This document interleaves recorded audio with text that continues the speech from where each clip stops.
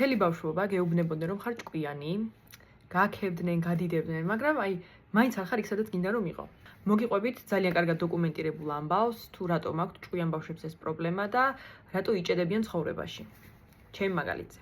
თუ ამ კატეგორიას მიეკუთვნები, დიდი შანსია, რომ მთელი ბავშვობა გეუბნებოდნენ რომ ხარ ძალიან ჭკვიანი და სულ ამ სიჭკვიანეზე კეთდებოდა აქცენტი. სკოლაში საგნები ძალიან მარტივად გამოგდიოდა და რა ვიცი, ეს ყოველგვარი ძალისხმევის გარეშე გადიოდი ფონს. მაგრამ როგორც კი ცოტა რთულ საქმებთან მოგიწია შეჭიდება, ეგრევე გაიჭედე. ზუსტად იგივე ისტორია გადამხდა მეც და ეს ყველაფერი იმის ბრალია, რომ ჩვენ ბავშვობიდან დავისწავლეთ ის, რომ შედეგი უფრო მნიშვნელოვანი არის, ვიდრე ძალისხმევა. იმიტომ რომ ყველა გვაქებდა შედეგებისთვის და ისედაც შედეგებს ძალიან მარტივად ვაღწევდით.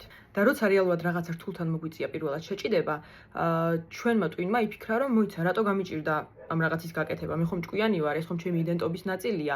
ამიტომ მოდი ამას არ გავაკეთებ, რომ თავი არაჭკვიანად არ ვიგრძნო. და ფაქტობრივად შენივე ტვინი გბლოკავს ისეთი რაღაცების კეთებისგან, რასაც ჭირდება რაღაცა ტიპის ძალისხმევა. და ეგრევე გარემოც და შენ საკუთარ თავს აწებებ იარლიხს, რომ ხარ ზარმაცი. მაგრამ იმისთვის, რომ რამე ღირებული გავაკეთოთ, მარტო გონება არ გვეყოფა სულ რომ, რა ვიცი, ძალიან ჭკვიანები ვიყოთ. რაღაცა ტიპის ძალისხმევა უნდა ჩაიდოს, მაგრამ ჩვენ ასეთ ბავშვებს ამისი გამომუშავებული თულები არ გქონდა. და ამიტომაც ხშირი არის ასეთ ადამიანებში, რომ განსაკუთრებით უნივერსიტეტში როცა მიდიან, ძალიან უჭირთ ხოლმე გამკლავება, არ აქვთ დისციპლინა, ზუსტად იგივენაირად ვიყავი მეც და შესაბამისად ვერ ართმევენ ამას თავს.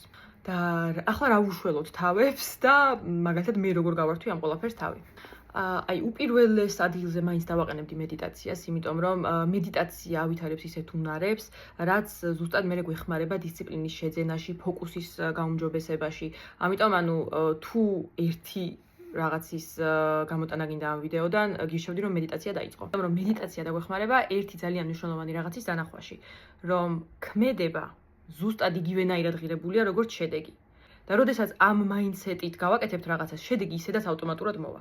როგორც კი პირველად გააკეთებ ისეთ რაღაცას, რაც რთულია, დროში გაწელილია, ეგრევე შედეგი არ მოდის, მაგრამ მაინც ბოლომდე მიაწვევი და გააკეთებ და მე უკვე შედეგსაც დაინახავ, მან რაღაცა დაიკლიკება. ჩემ შემთხვევაში ეგ იყო ვარჯიში რომ დავიწყე და დიდი ხანი გავყევი და შედეგი დავინახე, მეთქი wait a second.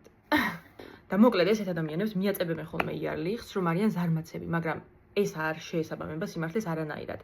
სიზარმაცე არ არის პრობლემა. პრობლემა არის უბრალოდ ის, რომ ჩვენ ვაფასებთ მხოლოდ შედეგებს და როგორც კი ქმედებების დაფასებას დავიწყებთ, ეს პრობლემა თავისით მოგვარდება.